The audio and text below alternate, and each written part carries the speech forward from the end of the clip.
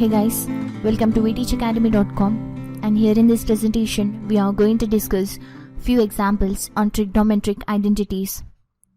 So in our previous videos we have already discussed trigonometric identities, and in this video we are going to discuss how to solve such examples by using these identities.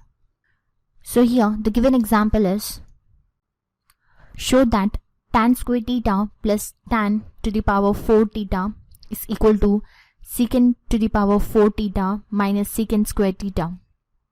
So first let us consider LHS side, that is tan square theta plus tan to the power 4 theta. So now let us write tan square theta as a common factor, so we get tan square theta into 1 plus tan square theta. And now let us try to replace this value. So in order to replace, we already know the identity, that is secant square theta minus tan square theta is equal to 1. So here 1 plus tan square theta can be replaced by secant square theta. So now let us replace and rewrite. So we get here tan square theta into secant square theta. And now let us replace tan square theta here. So here by replacing, we can write secant square theta minus 1 in the place of tan square theta into secant square theta. And now let us multiply. So here by multiplying, we get secant to the power 4 theta minus secant square theta. So thus this is the value on the RHS side. So hence we prove that tan square theta plus tan to the power 4 theta is equal to secant to the power 4 theta minus secant square theta. And now let us proceed and discuss one more example.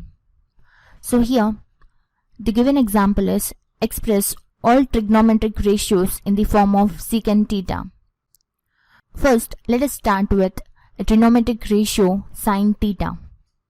So first let us write sin theta in terms of cos theta. So in order to write, we already know the identity, that is sin square theta plus cos square theta is equal to 1.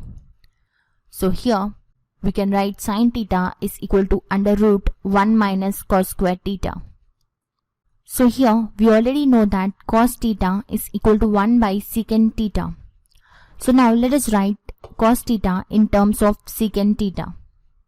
So that implies we get here under root 1 minus 1 by secant square theta. And here by simplifying, we get under root secant square theta minus 1 by secant square theta. So thus we have expressed sin theta in terms of secant theta. And now coming to the next trigonometric ratio, that is cos theta, which can be expressed in the form of secant theta. So here we get cos theta is equal to 1 by secant theta. And now coming to the next trigonometric ratio, that is tan theta. So tan theta is equal to sin theta by cos theta. So hence we can write this in the form of 1 by cos theta into sin theta. And here sin theta is already expressed in the terms of secant theta, that is under root secant square theta minus 1 divided by secant square theta.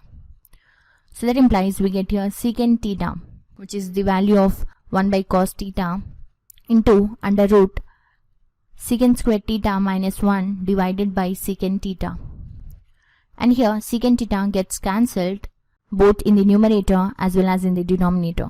So we get tan theta equal to under root secant square theta minus 1. And then the next trigonometric ratio is secant theta, which can be written as secant theta only. And then coming to the next trigonometric ratio, which is cot theta. So cot theta is equal to 1 by tan theta. So here we already expressed tan theta in the terms of secant theta. So the reciprocal of tan theta will become cot theta. So we get here cot theta is equal to 1 by under root secant square theta minus 1. And then cosecant theta.